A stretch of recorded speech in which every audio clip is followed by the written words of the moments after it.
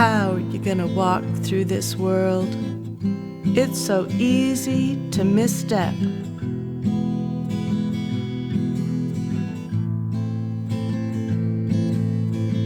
How are you gonna walk through the world? So easy to screw it up.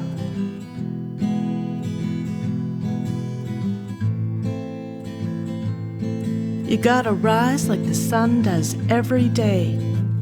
Rise up, look above. The light feels something like love.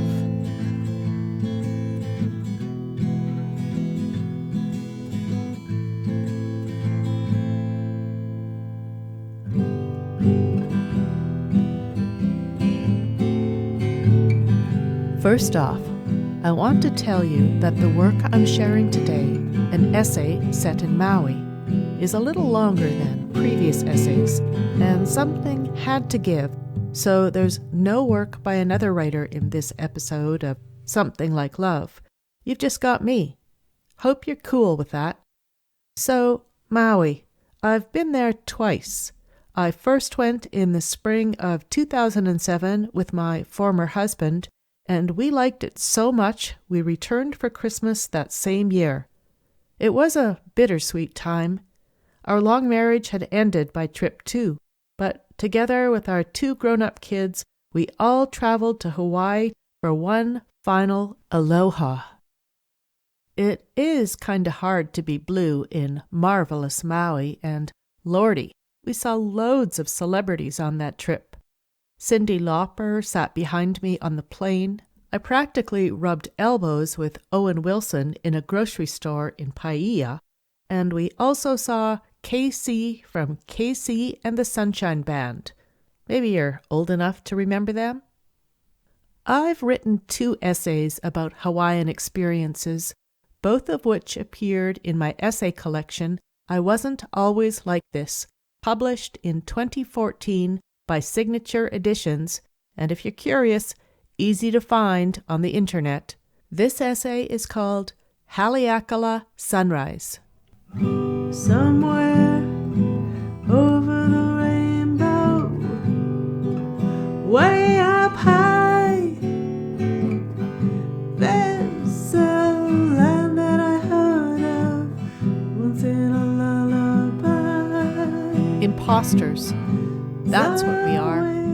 A fractured family pretending otherwise, and together we rise in a budget hotel room in Kihei, Maui at 2:30 a.m. The calendar has just rolled over into the year of our Lord, 2008. The mini fridge is crammed with bottles of outrageously sweet drink mixes, pina colada, mai tai, strawberry daiquiri, and the requisite alcohol to ignite them. Father and 23-year-old son, who purchased this saccharine cache, anticipated it would usher us into the new year. Collectively barefoot on the postcard beach, we'd toast the tropical moon and humpback whales while fireworks crayoned the sky and firecrackers echoed against the fragile drums of our ears. The truth? We all fell asleep in the room during a Ben Stiller movie before the clock struck midnight, although T insists he almost stayed awake for the year turning. A few months earlier, when my bright, lovely 21-year-old daughter was furious with the world, most of her vitriol was aimed squarely at me. I was already donning a shawl of shame, heard the phantasmal whisperings of, "There goes the bad mother who abandoned her children and husband of 22 years," whenever I was in the city. I rarely drove the 1.5 hours to make the visit. Emails from family were infrequent and unfriendly. "I hate this pretend family bullshit," went one. "Oh, let's go to Hawaii and be the Liddell family for 2 weeks. Then come back and disband and forget that we are family." Strangers that we were inevitably becoming in the 4 months since I'd left, I wasn't sure we could pull this vacation off. It was mind-bending to consider that 9 months earlier, T and I were on this very island wearing wedding rings. Everyone was to have their bags packed and at the ready for this morning's pre-dawn adventure, a drive to the village of Haiku, where for $370.58 US, the good folks at the Haleakala Bike Company, aka HBC, would transport us to the summit of the Haleakala volcano, the largest dormant volcano on Earth, boasting a crater 3,000 feet deep, 7 miles long, 2 miles wide, and 21 miles in circumference in Haleakala National Park. All of Manhattan could fit inside it. We would watch the sunrise. If it did not prove too cloudy, then cycle back down to Haiku, approximately 30 miles, on Gary Fisher mountain bikes. We were into it, sleep-deprived, but adrenaline jacked.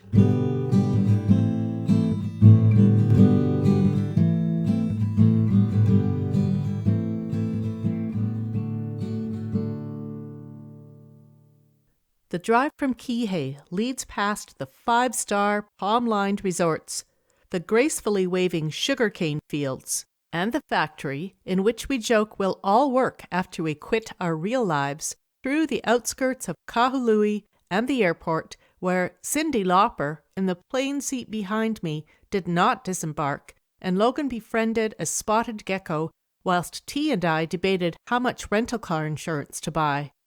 It winds us along the windswept north coast and through our favorite hippie/surfer town, Paia. Further along the Hana Highway, you come to the 11-mile marker, aka the turnoff into Haiku.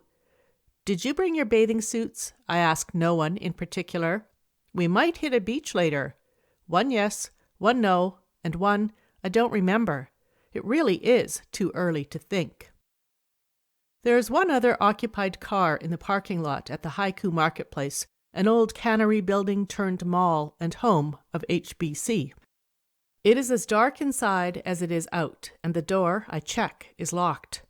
I gotta take a piss, Logan announces, and exits to pee in the bird of paradise in hibiscus away from the eye of halogen lamps. At least it's not raining, T says. Well, at least not yet. I wouldn't claim the title of pessimist, but our vacation suffered an inauspicious beginning.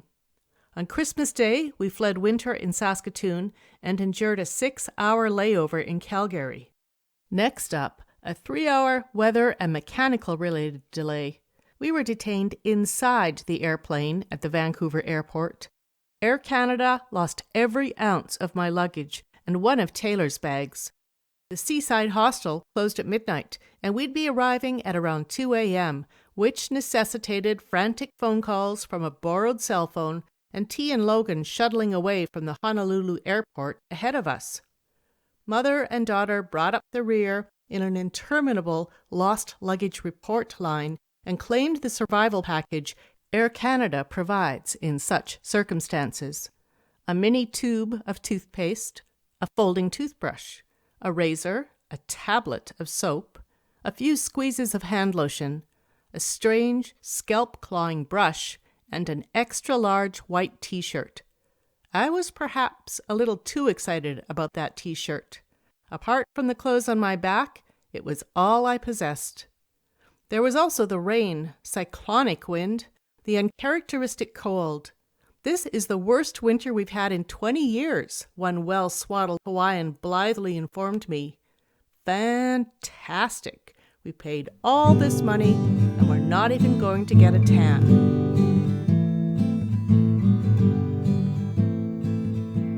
Lights are burning inside the HBC now. We grab our bags, double-check that we've locked the rental car, and shuffle into a warehouse-like room. A Danny DeVito-sized employee is trying too hard to be funny. His efforts are lost on us. We get down to business. Name? Leadall, group of 4. He checks his list. You're not on here. My heart founders.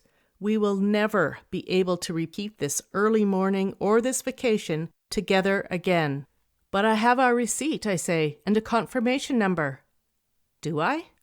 Surely not on my person, but certainly somewhere. Well, let me check the computer. How do you spell that? I spell, he checks. You're supposed to be here January 3rd, not today. T and I exchange panicked glances. Whose fault was this? "That's okay," DeVito says. "We can accommodate you." Whew. We each sign the ubiquitous death and dismemberment waiver. Not one of us reads it. And once the remaining 20 or so participants arrive, Danny DeVito individually fits us with helmets and a little stand-up comedy show involving encephalitic jokes. The helmets are serious, Darth Vader-type affairs. Taylor and I get a hell of a kick out of them. High-end hooded Columbia sportswear rain/windsuits, peacock blue for the boys, army green for the girls, and NASA-esque gloves are also distributed. Logan's first to slide into the heavy pants. "What's this deal made of? Some kind of Gore-Tex," he says. "A guy could survive chemical warfare in this thing." "I guess it gets cold up there," T says, snapping into his jacket, "but hey, at least it's not Saskatchewan." This is a popular refrain. We occupy an entire bench in front of the HBC while latecomers straggle in and are gear attired. The group consists mostly of adults. There are a few couples, one family from Seattle. "We love Seattle," I exclaim, and another American family with supersized, obnoxious kids. I ask the Seattle mother to take our photo. Another group employs me to take theirs. "Fuck, it's early," Logan says. And it is. Still dark. All of 3:30 a.m. now. Another employee arrives, lanky, thin-armed, long, greasy tangle of almost black hair. Exquisite. And is that a French-Canadian accent? He reminds me of a bike courier. Also a very hot, slightly aggravated, "There are too many people for one bus and the van's not working so well. Jesus Christ." The group is split between drivers DeVito and Jesus. I nudge my family toward the divine. Exceptional choice. Once our host swings behind the wheel and secures the door, he launches into witty, articulate, and educational anecdotes about the area, the activity, and his own life. Born in Belgium or Belarus, I've flipped my hood up and hearing's impeded. He's lived all over the globe, including Montreal. T says, "Good guess on the accent, Shell," and Detroit, which he left after the second time he was carjacked. He relays some of the stupid questions tourists have posed on this excursion, including, how long is the drive to the mainland? Can you swim beneath the island? And is the volcano down all the way?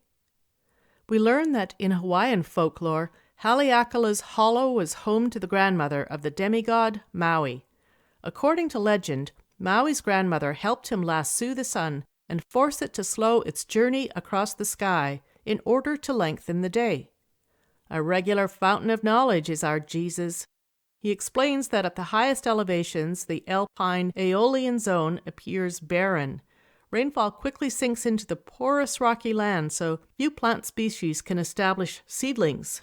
The exceptions are a few hardy shrubs, grasses, and a blooming plant he's particularly enthusiastic about, the rare silver sword, ahina hina.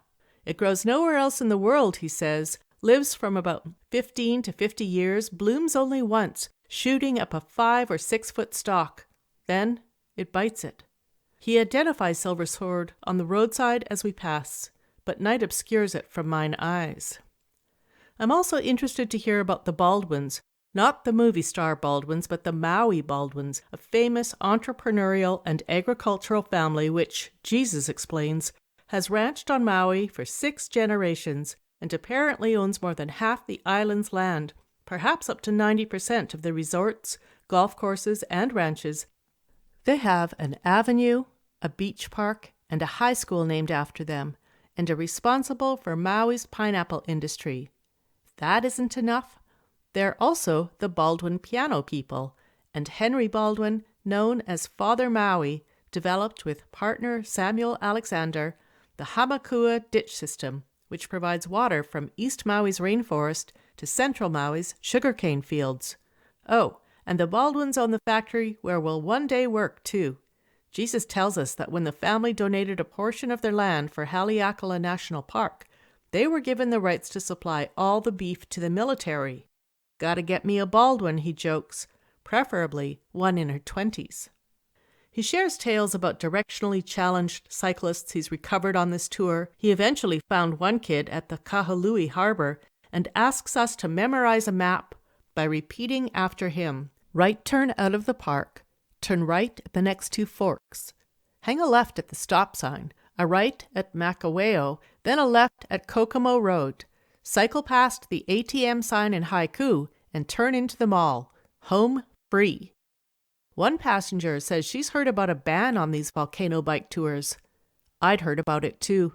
I'd read online that in October 2007, the superintendent of Haleakala National Park called for an emergency minimum 60-day safety stand-down of all commercial downhill bike tours in the park.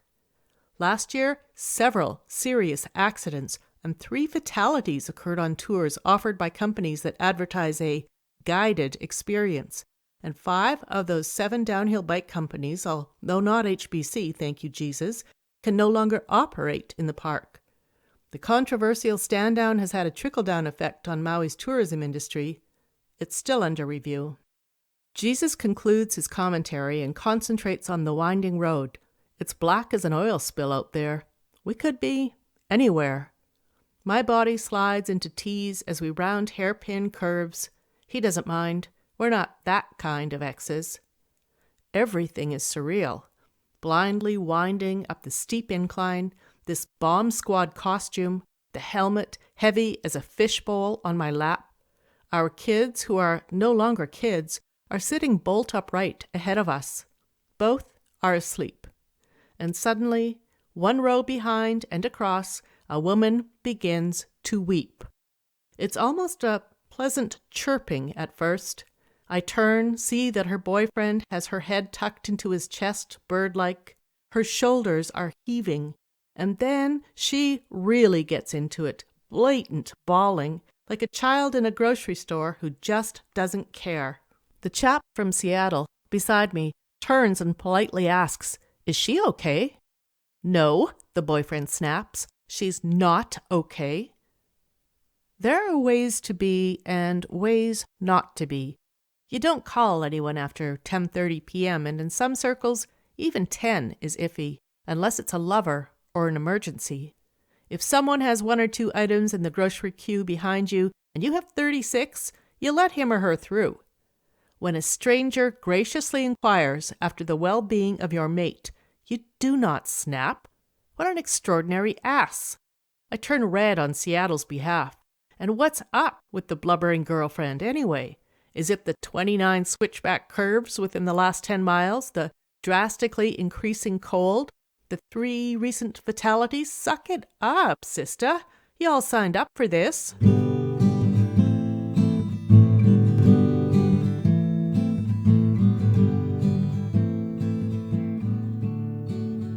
We arrive at the summit. As disoriented as I am in the solid dark, I identify the washroom and hightail toward it. It's huge and ubiquitously national parkish. Think Banff or Waskesiu if you're Canadian. The temperature is positively lunar. There are other sunrise spectator hopefuls milling about, non-cyclists, wearing toques and gripping thermoses. All manner of quilts mummify their bodies. Smart people, or at least experienced. There are photographers with telephoto lenses that may well cost more than my car. The greatest surprise is that this number of people are conscious at this ungodly hour and submitting themselves to this unholy temperature for something that's not even a sure bet. Clouds may obscure the epiphanic moment. To get the best view, one must climb to the crater's rim. It's treacherous. Bat-swing black, no clear-cut path, and thousands of jagged lava rocks of all sizes stud the course. Plus, we're in a hurry, not wanting after everything to miscue by a few minutes and miss out on the waking sun. I lead the way, the family clomping up behind me, and succeed in scraping the hell out of my knee on a rock that's leapt out and bit. It's a mystery how I don't rip the Columbia pants, but do tear my skin. From what we can vaguely discern, it's awesome inside the crater, deeply sculpted and richly colored with red, black, yellow, and green cinder dust and ash. Volcanic vents, rocky peaks, cinder cones, and small depressions make for an alienscape. Sci-fi movies have been filmed here. Total Recall, numerous other movies and TV programs I'm too bone cold to remember the names of. We huddle and ask a French couple, "S'il vous plaît, take our photo?" "Shell, take a shot of the crater," T says.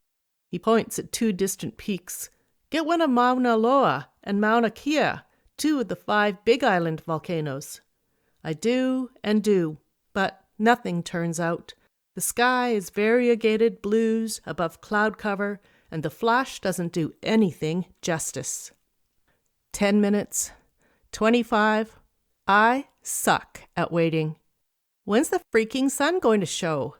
I'm shivering like I haven't since I was a kid on a snowmobile in northern Saskatchewan. Frozen fingers, ears. It took hours of register sitting to thaw my feet back then. I'm tempted to say, "Screw the sunrise. I'll meet you back on the bus." But then up she rises, a tease of lemon orange, then smoldering coal light against an igneous silhouette. A reverent silence has descended upon the crowd. No one moves. Nothing and everything is happening. I am reminded of Annie Dillard's account of another phenomenon, the viewing of an eclipse. It looked as though we had all gathered on hilltops to pray for the world on its last day, she wrote. This feels like the last day, or the first. Mark Twain described the Haleakala Sunrise as the sublimest spectacle he had ever witnessed. True, as Logan says, a sunrise is a sunrise, and truth be told, they're pretty damn special out my own east windows in rural Saskatchewan, but I am distinctly aware that this, here, with the 4 of us, is a spectacle of never again. But oh, the obnoxious cold. Before the light show is even halfway wrapped up, I'm heading back down the slope. As Dillard also stated in that Total Eclipse essay, but enough is enough. One turns at last even from glory itself with a sigh of relief. From the depths of mystery and even from the heights of splendor, we bounce back and hurry for the latitudes of home. Dusky light now, and no more Rattler Rocks. "Right behind you, Mamacita," Taylor says, and her big brother and father are on her heels. We board the bus. Our inordinately attractive driver takes a head count. Where's the supersized family? Someone volunteers to search. We wait an extra 20 minutes. Jesus is perturbed. One does not cycle from the peak or crater of Haleakala. A trailer containing the rental bikes has been left at a stage some 6,500 feet above the base, and it is here that we mount our steeds. Jesus prompts us to make the hang loose sign. We feel ridiculous, and he takes our family photo. Could be worse, Logan says. We could be wearing leis. We tip Jesus well. Keep to the right and let all vehicles pass are the only rules, and they're cardinal. Taylor's off, and Logan too. T waits for me to wrangle the digital camera back into the waterproof backpack. Now we're away. Lordy, it's steep, and exhilarating as all get out. But what's this already? Several disobedient cyclists in the center of the road? This makes T, a serious cyclist, crazy, and he hollers at them to get over. The kids are soon miles below us. We've made a plan.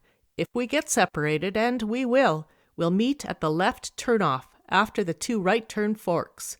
We'll have lunch in a cowboy town with boutiques and art galleries and, Jesus promised, a fabulous Mexican restaurant. God, but it's grand. Rocketing down the side of a volcano in January on a sturdy bike, wind tearing at my eyes and ears. Where a bluff of fragrant pines bracket the road, I'm reminded of a Gulf Islands cycling trip. Where the ocean is glimpsed far below us and I can see forever, I recall Cape Breton's Cabot Trail. It's always like this when I travel now. Every landscape fuels memories of another. But Maui is all its own, too. Surprisingly rural in these heights. Lush sweeps of yellow-green grass, wood thickets, horse barns, corrals. Subalpine shrubland covers extensive areas below the alpine aeolian zone, and above the forest line. The shrubs sustain a variety of Hawaii's bird species, including the nene, the wild Hawaiian goose that shares its ancestry with the Canada goose. When we whiz past grazing horses and dilapidated outbuildings, I feel like I've been transported into an old western, but I'm also in a Mexican movie and the sound of music. Below 4,000 feet, we come to upcountry Maui, with its market gardens, lodges, galleries, and Kula botanical gardens. If one has the time and desire, one might explore Keokia, the Chinese community, the Tedeschi Winery, the Enchanted Gardens, or a beach. We've been warned that we'll likely encounter rain on this adventure, and we do. Rainforest occupies the windward slopes of Haleakala. Annual rainfall ranges from 120 inches to 400 inches. The dry forest zone on the leeward slopes sees 20 to 60 inches. This frickin' rain is not very funny. I know that T, behind me, can't hear. The road is salamander slick. It would take little, the slightest tap from a car's bumper, and we'd be punted over the ineffectual rail into oblivion. But what a rush and tight curves! Obedient biker that I am, I follow the rules and cycle on the extreme right edge, where, eventually, my front tire catches loose gravel and I begin to fishtail at an alarming speed. I'm losing control. My handlebars jackknife, and I'm pitched, still astraddle, into the ditch. Coming up, a barbed wire fence. Fortunately, the ground slams up to meet me before I hit the prongs. The bike's wrapped around my limbs, and pain, a giant red peony in mind's eye, explodes from my womanly parts, which I've slammed against the crossbar. T, sole witness, leaps off his bike and is beside me. Are you okay? The pain is blinding. If I could see his eyes, I know I'd view real concern. I can't move, can't speak. I am slowly becoming aware that I've shaved a fillet of skin off my shin, and my ankle's twisted at an unconceivable angle. Shelley, are you okay? Talk to me. I make another noise. Still don't move. I could easily cry, it hurts so badly, and I don't know if this mess of metal I'm entangled in will even be rideable now. Hell, I may never stand again, let alone pedal a bike. Then I see myself through my estranged husband's eyes, this stupid helmet, my green-clad body semi-buried in grass, eyes a few inches from the wire, and I start to laugh. And he laughs. We laugh and laugh until I'm back on that blessed, indestructible beast, wincing and wobbly, throbbing too, but on the road again. Good thing, I sputter, that I'm not having sex anymore, which is not entirely true, and he knows it, but it seems the right thing to say. We meet the kids at the predetermined corner. It's raining rats and mongooses now, another Jesus story, and there are at least 3 rainbows. We are muck-splattered in our handsome blues and greens, legs, asses, backs, even our faces are awash in watery mud. God, we look great. We cycled together into artsy Makaweo. The Mexican restaurant's closed, I whine. So looking forward was I to a margarita. They might have told us, Logan, also thirsty, commiserates. T suggests we cycle down the main drag. We eat at a health food type restaurant with a spotless bathroom. Logan and I order chicken salad. The sandwiches are easily 2 inches thick. T and Taylor eat slightly slimmer quiche. Suddenly, it's all happening too fast.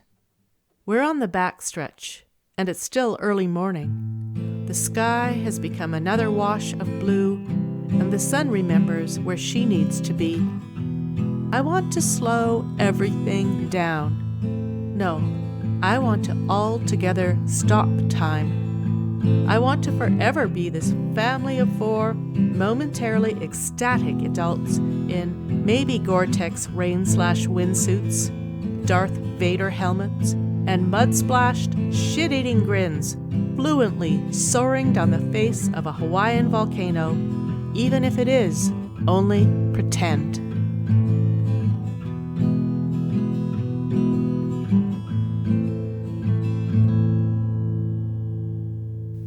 How are you gonna walk through this world? It's so easy to misstep.